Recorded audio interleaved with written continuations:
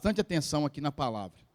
Se você até quiser chegar próximo aqui de mim, eu ainda vou ficar mais feliz ainda. Vai ter salinha. Amém? Em reverência à palavra de Deus, coloque de pé, por gentileza. Eu sei que você acabou de sentar. Mas eu prometo que é a penúltima vez que você fica de pé nessa noite. Pelo menos aqui na igreja. Primeira carta de Paulo a Timóteo. Aliás, segunda, perdão. Avança aí algumas páginas. 2 Timóteo, capítulo 1, verso 6 e verso de número 7. Se alguém aqui nessa noite não tiver Bíblia, só levantar as mãos que lá atrás nós temos. 2 Timóteo 1, verso 6 e verso de número 7. Por essa razão, torno a lembrar-lhe, ou lembro-lhe de novo, que mantenha viva a chama do dom de Deus que está em você, mediante a imposição das minhas mãos. Agora o verso de número 7 é o que você tem que mais fixar nele aí. Pois Deus não nos deu espírito de covardia, espírito de medo, espírito de temor, mas de poder, de amor e de equilíbrio. Amém? Que pena que só um que entendeu. Eu vou ler de novo. Talvez o meu português está um pouquinho fraco. Pois Deus não nos deu espírito de covardia, de medo, de temor, mas de poder, de amor e de equilíbrio. Senhor Jesus, bendito é o teu nome. E foi o teu Espírito Santo que trouxe esse povo para cá. Foi o teu Espírito Santo que fez essas pessoas acessarem o nosso canal pelo YouTube. E é esse mesmo Espírito Santo que vai aplicar a palavra no nosso coração. Porque eu sou pequeno, limitado, falho. Mas o teu Espírito, ele tem o poder de nos convencer. E crendo nisso, ó Pai, nós vamos ministrar a tua palavra nessa noite, em nome de Jesus. Amém. Toma aí o seu assento, permaneça com a sua Bíblia aberta, por gentileza. Nós estamos no penúltimo culto do ano. O nosso último culto, quinta-feira. Ele vai começar a quinta e vai terminar na sexta. Ele vai começar 2020, no ano 2020, e vai terminar no ano 2021. Prometo para você que está com o pensamento de fazer festa, que 00:05, a bênção apostólica vai ser ministrada. Agora, se o Espírito Santo nos tomar e quiser ir até mais tarde, quem tiver com a festa preparada, vai na frente e manda o endereço que eu vou chegar logo depois. Todo ano a gente cria uma expectativa no ano que está chegando. Parece um negócio mágico, é como se fosse uma chave que a gente liga e desliga. E eu me lembro que de 2019 para 2020, muitas pessoas fizeram muitos projetos. Sonhos. Alguns até escrevem, externam eles de alguma maneira.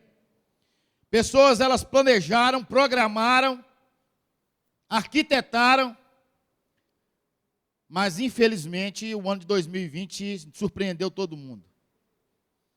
Quem mora em Belo Horizonte foi surpreendido por uma grande enchente, uma destruição de BH, logo em janeirão. Quem mora nos Estados Unidos foi surpreendido porque o Irã queria vingar o seu general que foi morto por um drone, e quase que a Terceira Guerra Mundial começa. Eu penso que muitos brasileiros que estavam na América lá ficaram temerosos. E esse medo, ele não ficou só em BH, não só nos Estados Unidos, mas esse medo tomou conta do planeta, quando um inimigo invisível chamado Covid-19 veio de encontro a toda a nação, a todo o mundo. E esse medo, então, ele foi o quê? Ele foi o destruidor de sonhos. Quem estava pensando em investir, segurou com medo, não sabendo como é que ia ser amanhã. Quem estava trabalhando, parou de fazer conta com medo de ficar desempregado. É um efeito cascata, um efeito dominó. As pessoas começaram a ficar com medo, elas começaram a se retrair, elas começaram a parar de planejar e começaram a dizer o seguinte: Senhor, se a gente sobreviver a tudo isso que já está acontecendo, nós estamos no lucro. Foi isso que aconteceu. Pessoas ficaram com medo. Mães que nunca ficaram o tempo todo com as suas crianças, ficaram com medo de saber como que vai lidar com esses meninos. E aquele que tem mais de um sabe como é que foi. Minha esposa está com os cabelos brancos do lado, depois da pandemia. Então o medo, ele está no ser humano e não é da agora. O medo entrou lá no Jardim do Éden, quando Adão cai e Eva, o Senhor chama ele no final da tarde, e ele se esconde, e o Senhor pergunta para ele assim: Adão, por que você se escondeu? Eu ouvi a tua voz e tive medo. Primeiro medo. O Edilson acabou de cantar de uma forma muito linda sobre medo. O medo, ele faz parte da nossa história. Outro dia eu estava vendo uma reportagem do maior paraquedista do Brasil, ele é do Exército Brasileiro, e a repórter perguntou para ele assim: depois de tantos saltos, o senhor ainda tem medo? Ele respondeu o seguinte: o dia que eu perder o medo, eu paro de pular. Porque aí eu estou autoconfiante demais, e aí eu vou perder os limites. Então, medo, ele faz parte da nossa história. Agora é como conviver com medo, que tipo de medo, e qual que é o medo que nós temos que ter. Então, nessa noite, à luz da palavra, eu quero compartilhar algumas coisas com você. Porque nós não podemos ter medo, porque o apóstolo Paulo está dizendo para o seu pastor Timóteo, para o seu filho Timóteo, para o seu amigo Timóteo: Timóteo, lembra ou relembra, porque você já sabe disso, mantenha viva a chama do dom de Deus que está em você, pois Deus não nos deu espírito de covardia, de medo, de temor, mas deu um espírito de poder, de amor e de equilíbrio. Então, a primeira coisa eu quero dizer para você nessa noite: porque você não pode ter medo, é porque quem tem medo não vive o sobrenatural. Quem tem medo não vive o sobrenatural. O sobrenatural é preparado para quem não tem medo. Pega a sua Bíblia aí, vamos ver um negócio mais ou menos aí. Mateus 14.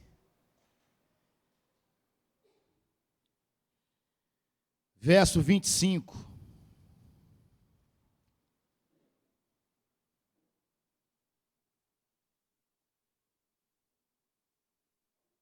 Mateus 14, verso 25, vai dizer assim: alta madrugada, Jesus dirigiu-se a eles, andando sobre o mar.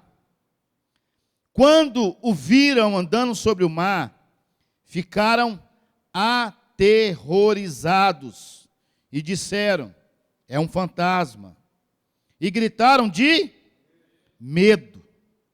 Mas Jesus imediatamente lhes disse: coragem, sou eu, não tenha medo. Então Jesus aqui, antes de convidar Pedro a andar sobre as águas, que para mim é uma das passagens mais sobrenaturais, ele declara o seguinte: não tenha medo. E por que Jesus estava declarando isso sobre a vida deles? Nós vamos ver agora. Senhor, disse Pedro, se és tu, manda-me ir ao teu encontro por sobre as águas. Jesus respondeu: venha. Então Pedro saiu do barco, andou sobre a água e foi em direção a Jesus. Mas, quando reparou o vento, ele ficou com medo. E começou a afundar e gritou: Senhor, salva-me. Imediatamente Jesus estendeu a mão e o segurou e disse-lhe: homem de pequena fé, por que você duvidou? Quando entraram no barco, o vento cessou. Nenhuma pessoa vai viver sobrenatural com medo. Nenhuma pessoa. Jesus, ele tira o medo antes de Pedro, ele declara sobre a vida dele, para ele não ter medo. Pedro começa a viver o sobrenatural, porque andar sobre as águas, irmãos, deve ser um negócio mais top do mundo. E eu já brinquei com isso, já não dá certo. De sair correndo e você afunda na segunda passada. Quem já brincou disso aqui já? Pode falar a verdade. Não, você dá a primeira, você na segunda, você já afunda. Agora imagine à noite, no escuro, no meio do mar, o mestre todo-poderoso, ele dizendo para você assim: pode vir, venha, mas não tenha medo. O medo, ele inibe, ele bloqueia o sobrenatural na nossa vida. Quem quer viver sobrenatural, a primeira coisa que ele tem que pôr na cabeça é que ele tem que perder o medo. Medo. Segunda coisa, porque nós não podemos ter medo. Porque as promessas de Deus só se cumprem na vida de quem tem coragem. Pega a sua Bíblia aí e vá comigo lá em Josué. Lá em Josué. Josué 1, a partir do verso de número 2.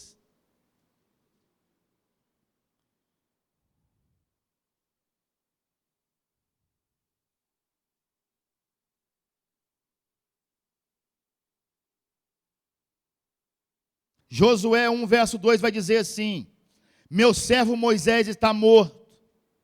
Agora, pois, você e todo esse povo, prepara-se para atravessar o rio Jordão e entrar na terra que eu estou para dar aos israelitas.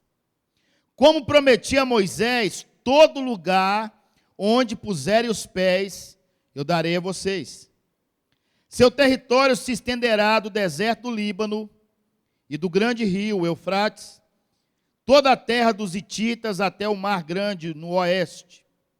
Ninguém conseguirá resistir a você todos os dias da sua vida.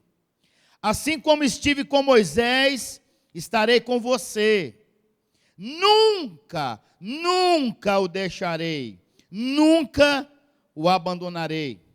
Agora no verso de número 6, o eu sou, o Iavé, aquele da sarça ardente, ele vira para Josué e fala com ele assim: ser forte e corajoso.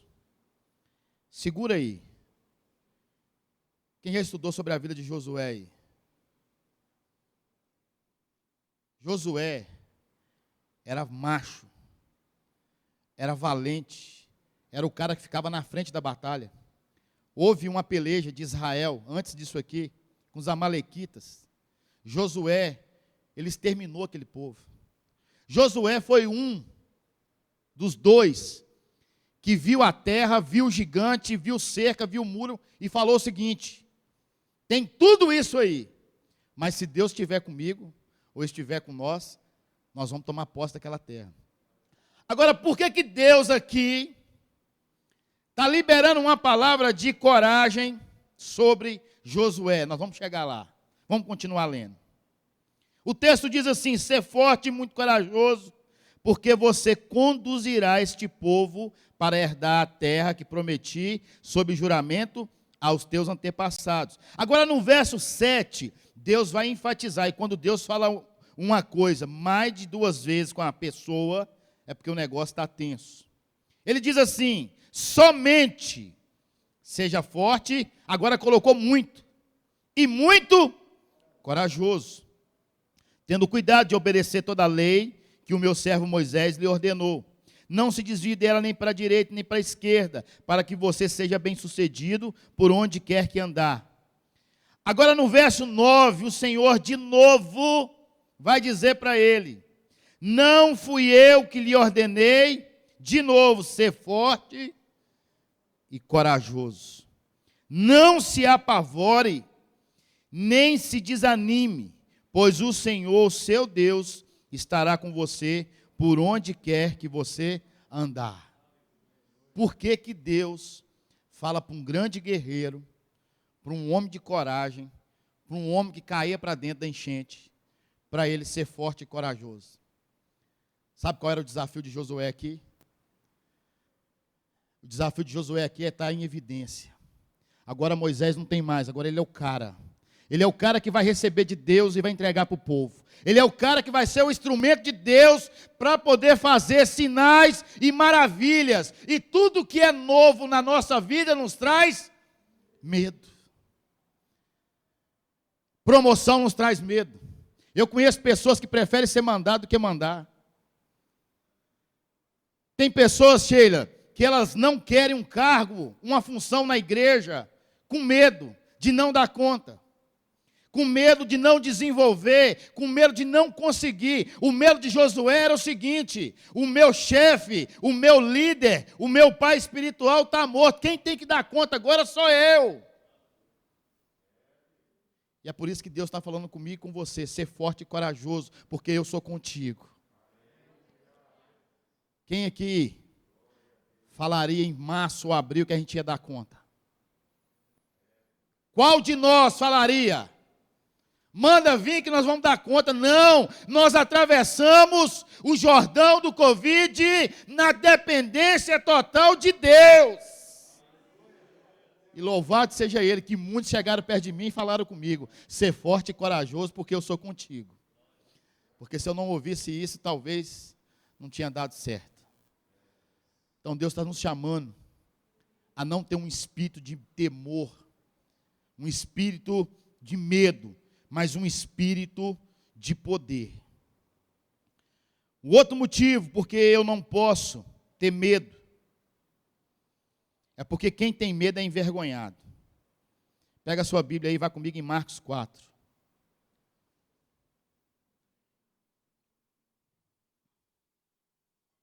O medo nos bloqueia do sobrenatural. O medo nos inibe do sobrenatural. O medo, ele não foi feito para aqueles que receberam promessa.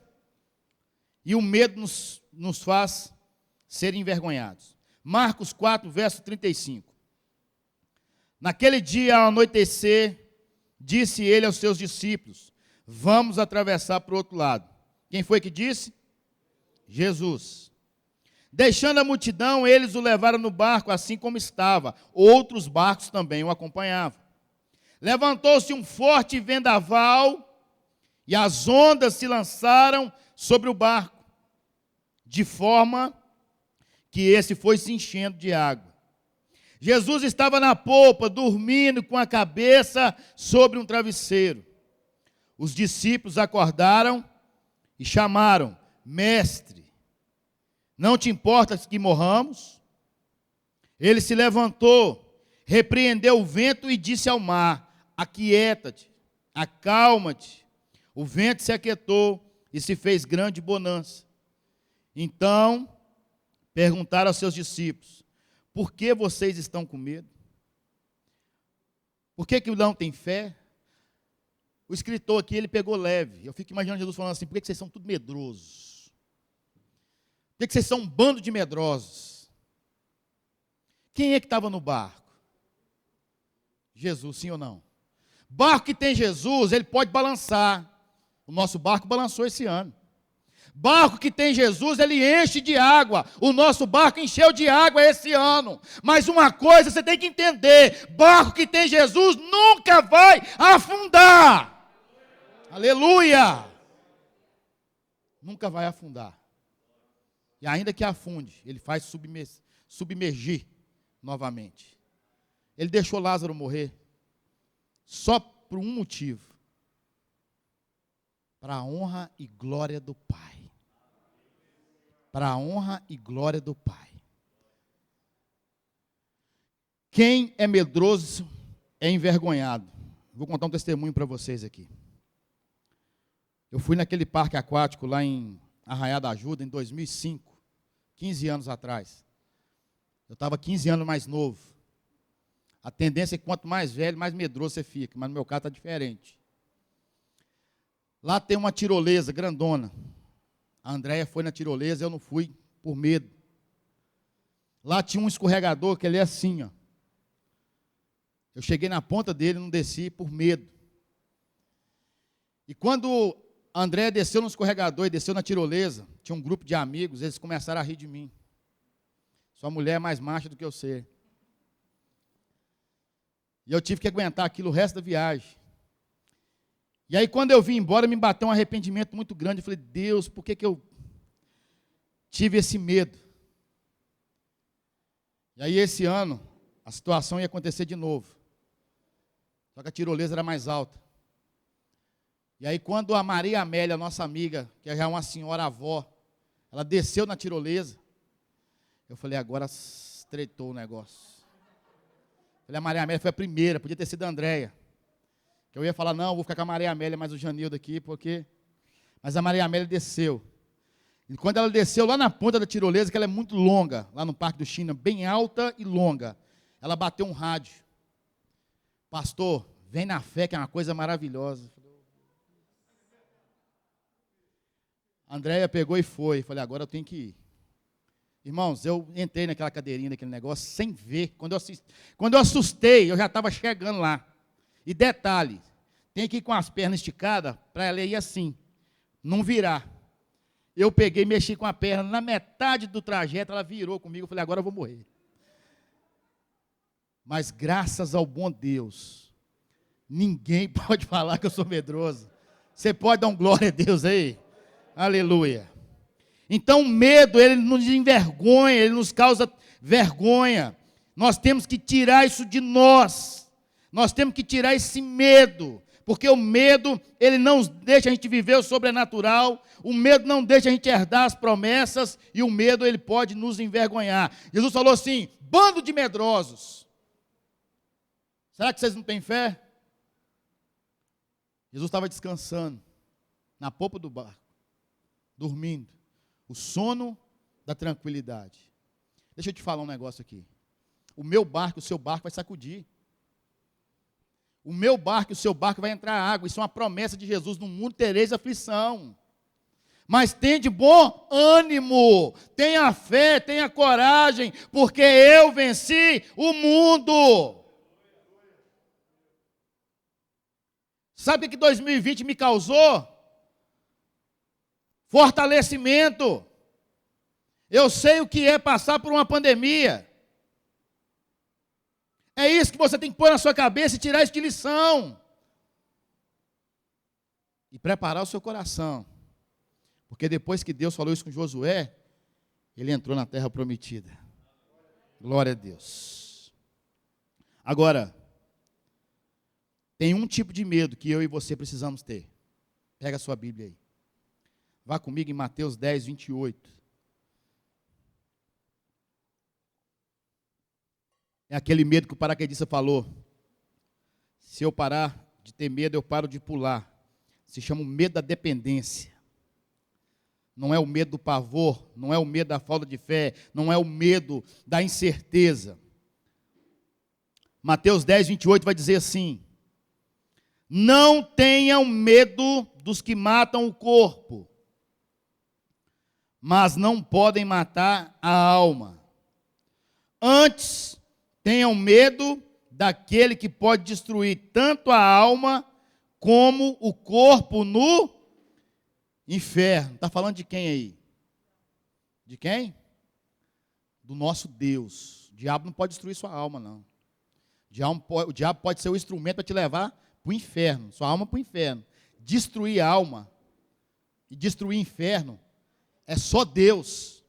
E tem pessoas que têm medo de tudo, menos medo de Deus. Porque quando um homem casado, ele começa a se relacionar com uma mulher que não é a dele, ele deveria ter medo de Deus, mas ele não tem. Quando uma pessoa começa uma vida tremenda de pecado, fora dos caminhos do Senhor, ele deveria ter medo de Deus, mas não tem.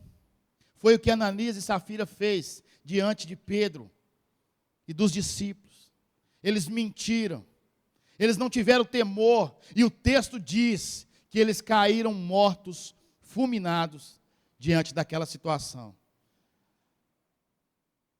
Mas a graça que foi cantada aqui, louvado seja Deus, ela hoje impede que isso aconteça de uma forma muito lícita, no sentido assim, não lícita, mas é explícita, essa é a palavra.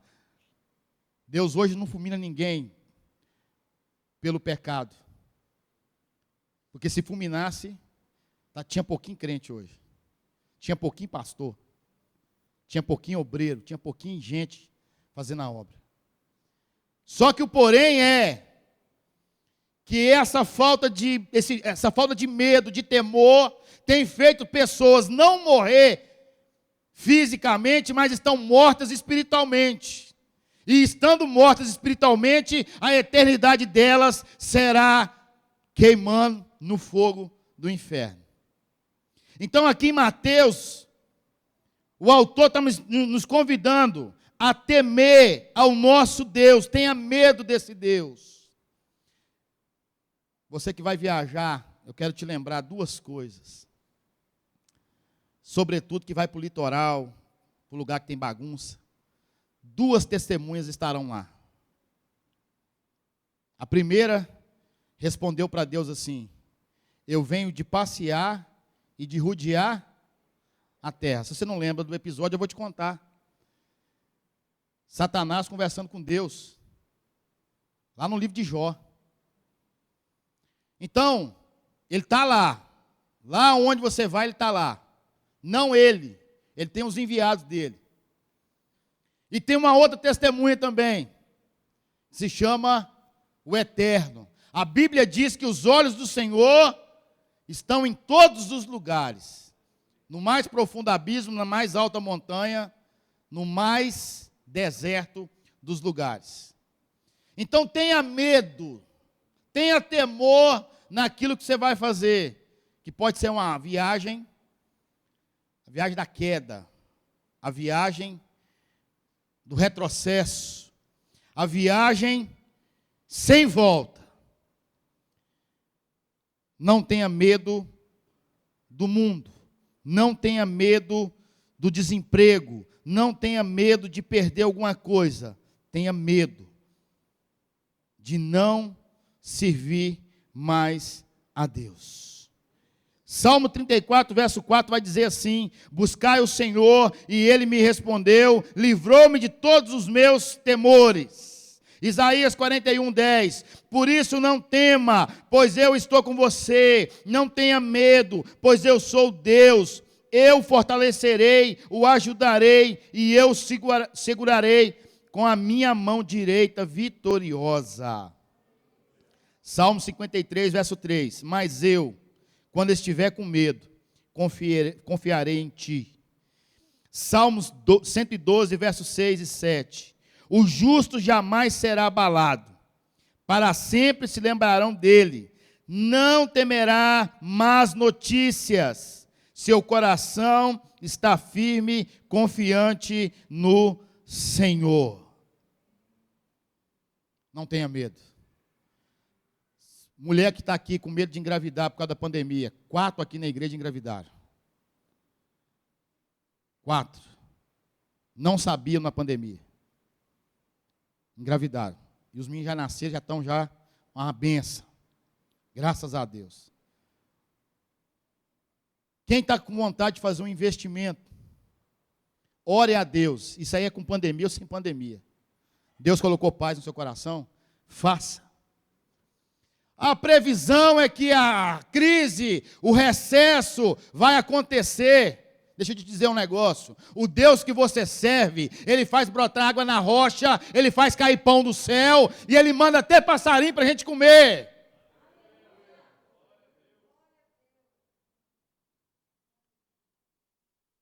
Eu vi pastores, no mês de maio, reunindo e falando assim: a arrecadação da igreja caiu 50%. A arrecadação da igreja caiu 60%. Como que nós vamos fazer? Como que nós vamos fazer? Como que nós vamos fazer? E um profeta levantou e falou assim: nós vamos fazer o que Deus manda fazer. Botar a boca no pó e orar e buscar. Porque aquele que busca, ele encontra. Sabe o que a pandemia foi aqui nessa igreja? Na área financeira? Bênção, multiplicação, colheita. Sabe por quê? Porque a semeadura começou lá atrás. Quando a pandemia chegou, nós já estávamos no tempo da colheita. Por isso que é bom semear. Quarto, Deus não nos chamou para ter um espírito de medo, de temor e de covardia, mas nos chamou para ter poder do Espírito. Pega a sua Bíblia aí e vai comigo. Atos 1, verso de número 8. O Espírito que está em você é o Espírito de Deus. E como a lei da física diz que dois corpos não ocupam o mesmo espaço, eu acredito que um espírito de poder não pode estar no mesmo corpo que tem um espírito de medo. Não é racional. Olha o que Atos 1, verso 8 diz. Mas receberão poder quando o Espírito Santo descer sobre vocês. E serão minhas testemunhas em Jerusalém, cidade nova, em Judá, Valadares inteira, em Samaria, Minas Gerais, até os confins da terra, aleluia! O Espírito Santo de Deus está sobre você com um propósito. O propósito de anunciar as boas novas, de dar testemunho de cristão, de dizer que Jesus continua no trono reinando. Pega a sua Bíblia e vai comigo, Lucas 4:18.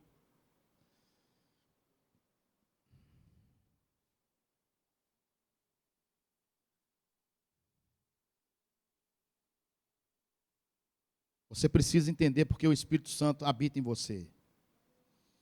O texto de 2 Timóteo 1 diz assim: pois Deus não nos deu um espírito de covardia, mas de poder. Olha só aí, que poder é esse? Lucas 4:18. O Espírito do Senhor está sobre mim, porque Ele me ungiu para pregar as boas novas aos pobres. Ele me enviou para proclamar liberdade aos presos e recuperar ou dar a vista aos cegos, para libertar os oprimidos e proclamar o ano da graça do Senhor. Parabéns pela sua empolgação. Parabéns porque você entendeu que o Espírito Santo está na sua vida como motivo.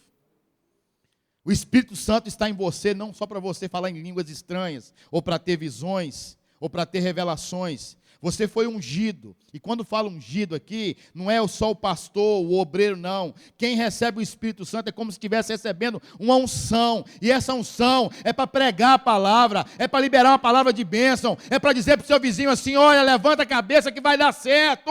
Eu estou contigo. Ei, meu amigo que é cego, eu vou te ajudar a atravessar a rua. Eu estarei com você. Não faça do Espírito Santo apenas um adorno. O Espírito Santo é poder de Deus na sua vida. Nós temos que repreender Satanás pelo poder do Espírito. Nós temos que colocar a mão sobre os enfermos e liberar uma palavra de vida através do Espírito. Nós temos que entender as estações que estão chegando através do Espírito. Tem um homem de Deus que fechou as portas da igreja dele e não abriu até hoje, porque eu não sei. Eu não sei. Tem pessoas que vêm aqui e elas saem daqui curadas, mentalmente, espiritualmente. Porque o Espírito Santo de Deus atua. Hoje de manhã aqui, cada irmão abrindo o coração da sua maneira, da sua forma. E eu saí daqui muito edificado. Porque quando abria a boca e falava, o Espírito Santo estava falando e testificando no nosso coração. Então Deus não te chamou para ter um espírito de covardia, de medo, mas um espírito de poder. A palavra aqui é dínamos, que dá origem à palavra da dinamite. É uma explosão. É assim que é o Espírito Santo. Mas o texto também nos diz que Ele nos chamou para nos dar um espírito de poder e um espírito de amor. Vá comigo rapidinho, 1 Coríntios 13.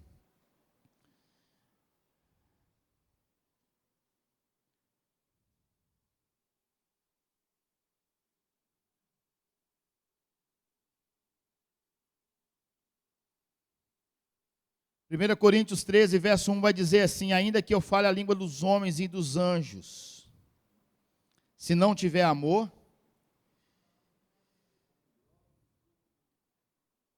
é como um sino que ressoa, ou como um prato que retine. Verso 2: ainda que eu tenha o dom de profecia, e saiba todos os mistérios e todo conhecimento. Está falando de uma pessoa que tinha uma experiência com o Espírito Santo muito grande em dons. E tenha uma fé capaz de mover as montanhas. Olha isso aí. Mas se não tiver amor, nada serei. Ainda que eu dê aos pobres tudo o que eu possuo e entregue o meu corpo para ser queimado, mas se não tiver amor, nada disso me valerá. Porque o amor é paciente, o amor é bondoso, ele não inveja, não se vangloria e não se orgulha. O amor não maltrata, não procura seus interesses, não se ira facilmente, não guarda rancor. O amor não se alegra com a injustiça, mas se alegra com a verdade. Tudo sofre, tudo crê, tudo espera, tudo suporta. O interessante do texto aqui é que quando Paulo vai escrever isso para Timóteo, ele fala primeiro do poder, o espírito de poder. E aqui, aos romanos, ele fala que a pessoa tem todos os dons do espírito de poder, mas se não tiver o amor, que é a segunda coisa que ele apresenta para Timóteo, nada disso vai valer. Então não adianta eu ter amor, ter poder, se eu não tiver amor. Não vai valer a pena. Não vai valer a pena. Então, ame mais. Olha só o que está em 1 João 4,18, tem tudo a ver com o texto sobre medo. No amor não há medo, pelo contrário, o perfeito amor expulsa o medo, porque o medo supõe castigo. Aquele que tem medo não está aperfeiçoado no amor. O amor libera o medo. O amor põe para fora o medo. Agora, Paulo também vai nos dizer que além do espírito de poder, de amor, ele vai falar do espírito de equilíbrio. Pega a sua Bíblia aí e vá comigo. Provérbios 16, 32.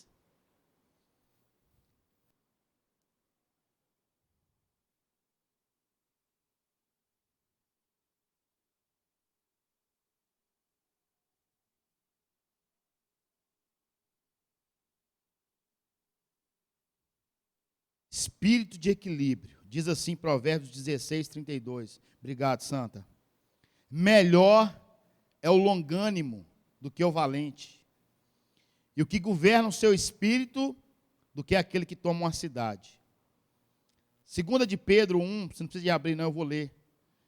2 de Pedro 1, 5 e 7. Vós também, pondo nisto mesmo toda a diligência, acrescentai à vossa fé a virtude, e a virtude a ciência, e a ciência a temperança, e a temperança a paciência, e a paciência a piedade, e a piedade a fraternidade, e a fraternidade o amor. Gálatas 5, 22, 23.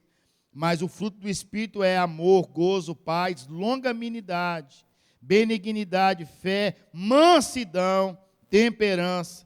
Contra essas coisas não há lei. Irmãos, eu tenho que comer isso aqui todo dia. Todo dia. Sou sanguíneo. Explosivo. Mas louvado seja Deus que eu estou aprendendo.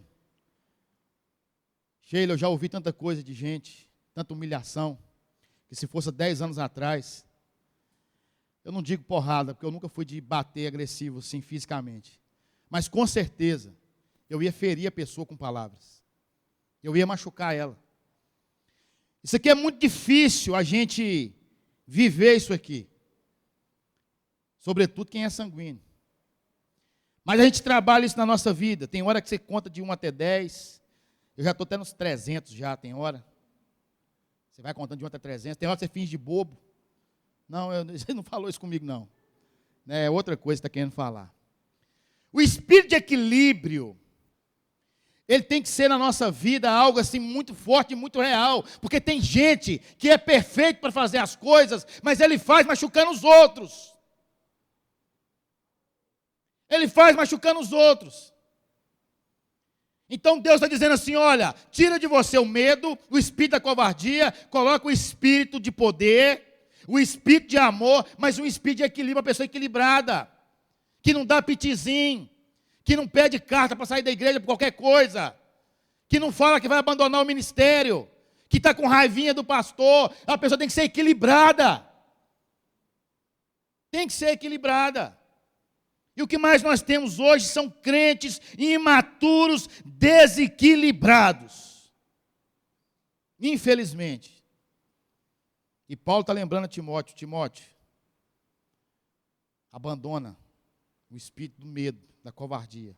Pega o espírito de poder, o espírito de amor, mas o espírito de equilíbrio. Equilíbrio. Tem dia, irmãos, nós não estamos para um negócio mesmo, não. Tem dia que nós estamos querendo brigar mesmo. Mas nós temos que parar, pensar, caminhar mais uma légua. Pediu a camisa, arranca a calça também, entrega para lá. E glória a Deus, aleluia. A Bíblia diz assim, o que depender de vós, tem de paz uns com os outros. Seja você o apaziguador. Seja você a fonte para não gerar um conflito. Você conhece a pessoa, sabe que ela é cri-cri, sabe que ela é difícil. Seja você o equilibrado. Mas não, tem hora que o fogo está lá queimando. A gente chega com um caminhão de gasolina e joga lá no meio. E depois você pegar caco, irmão, juntar, é tão difícil. Depois que sai a palavra e que machuca, é tão difícil. Eu quero te convidar a ser ponte em 2021. Eu quero te convidar a ser ponte em 2021. Vamos parar de ser muro. Vamos parar de ser cerca elétrica farpada. Já viu umas cercas que tem agora? Além de eletricidade, elas são farpadas. São cortantes. Deus não te chamou para ter um espírito de medo.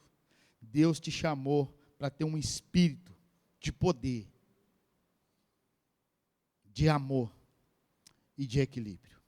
Se coloque de pé em nome de Jesus.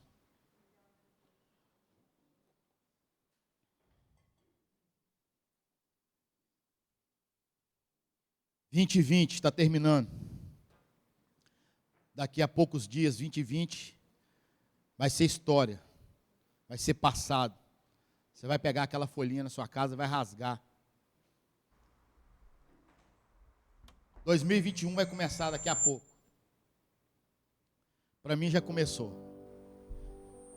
Eu não sou místico com esse negócio de virada do ano, eu vou ficar vindo de amarelo para ficar com dinheiro. Não, eu vou vir de terno branco para me ter paz.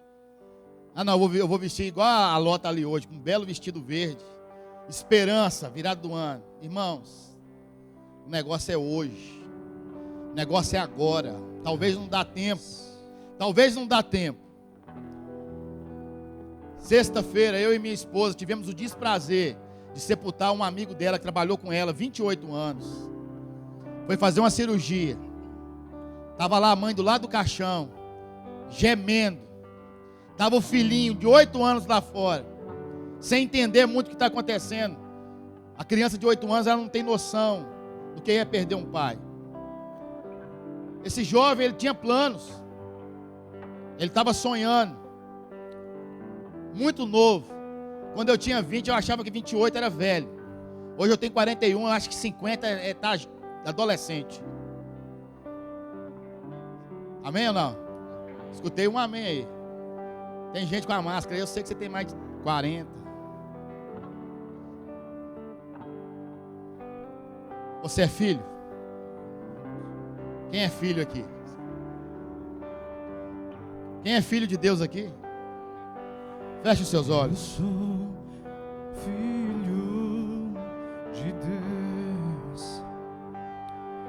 Eu não sou mais escravo do medo. Eu sou filho de Deus. Eu não sou mais escravo do medo. Declare isso nessa noite. Eu sou filho. Você não é mais escravo do medo. Eu não sou mais escravo do medo. Eu sou filho de Deus. O Senhor está ativando aqui nessa noite espírito de poder. O Senhor está ativando aqui nessa noite espírito do amor. O Senhor está ativando aqui nessa noite espírito do equilíbrio. Chega de quebrar coisas. Chega de gritos. Chega de sair de grupo do WhatsApp. Chega de bloquear pessoas. Você é equilibrado. Você foi chamado, ungido para pregar as boas novas, novidade de vida.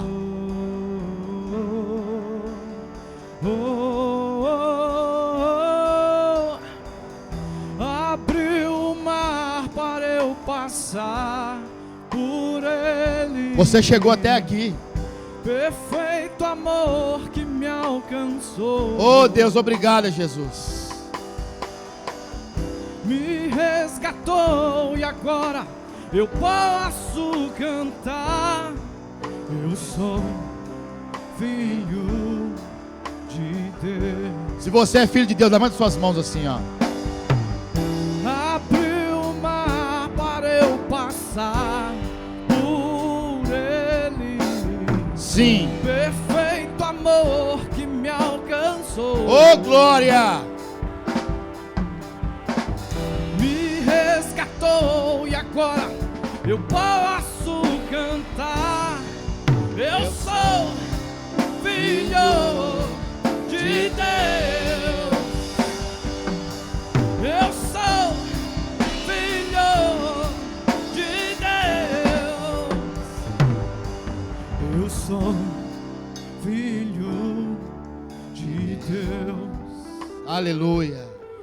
Eu não sou mais escravo do medo. Sim, Deus, arranca todo medo, Senhor.